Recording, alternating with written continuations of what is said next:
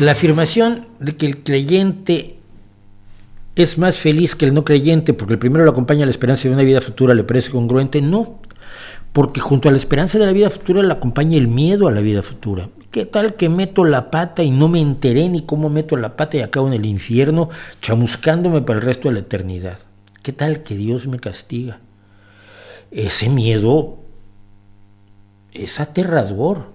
Ese miedo dominó Europa, por ejemplo, durante todo el medievo. Y es el miedo que hoy domina mucho a países como México, sobre todo en su sector rural, campesino, indígena, que tiene como único asidero la religión. Entonces no creo que la esperanza, porque te vaya bien vagamente, porque además estar en presencia de la gloria de Dios no es nada que uno se pueda imaginar, o sea, no es nada concreto que uno se pueda imaginar. Es como, pues ha de ser bien bonito, ¿no? Estar en el paraíso y estar cerca de la gloria de Dios, contemplándola para toda la eternidad. Que a alguien como yo le dice uno, y no se aburrirá uno, no hay oportunidades, no sé, de ir a un concierto o algo, porque estar contemplando la gloria del Señor para toda la eternidad, pues igual te hartas, ¿no? Pero es vago. En cambio, quemarte, arder en el infierno torturado por demonios, es muy fácil imaginártelo. Cualquier niño, el primer día que se quemó un dedo con un dedo en la estufa o trató de encender una cerilla y se chamuscó un dedo, sabe perfectamente qué es de aquello de lo que lo están amenazando.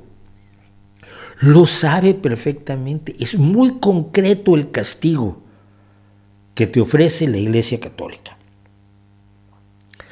o el cristianismo en general. Y el Islam también tiene su infierno y tiene su paraíso, pero su paraíso es un poco más tangible, ¿no? Es comida, bebida y sexo. Bueno, ya suena mejor que contemplar la gloria, compartir y contemplar la gloria del Creador durante toda la eternidad.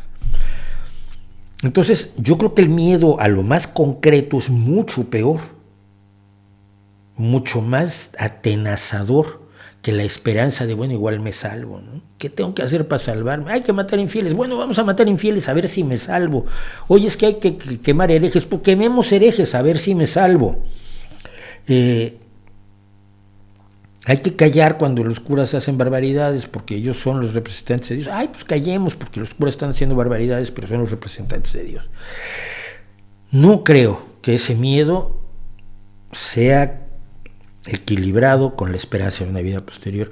Yo creo que, por lo menos así vivo yo como ateo, yo creo que es mucho más importante y más interesante la vida que tengo hoy, el bien que puedo hacer hoy, el trabajo que puedo hacer hoy, las caricias que puedo dar hoy, las sonrisas que puedo dar hoy, los descubrimientos.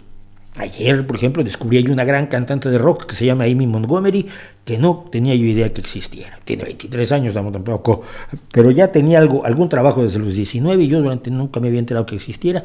La oí y quedé absolutamente prendado de ella. Es un descubrimiento maravilloso. Eso es aquí hoy.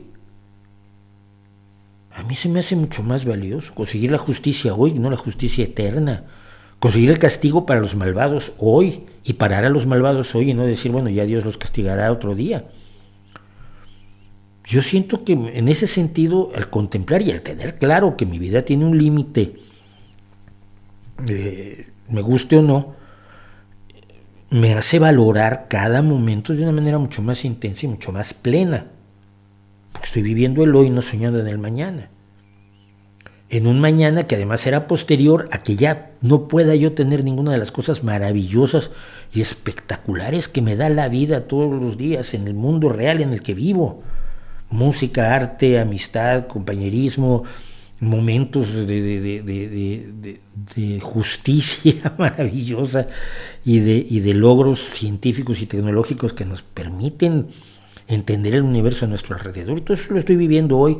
Y quitarle la vista a ese universo real para bajar los ojos y decir que alguien me lleve por el camino correcto para yo vivir bien después de que me muera, aunque nadie haya venido después de la muerte y me haya podido demostrar que efectivamente existe esa vida después de la vida, pues se me hace muy triste. ¿Qué quieres que te diga yo?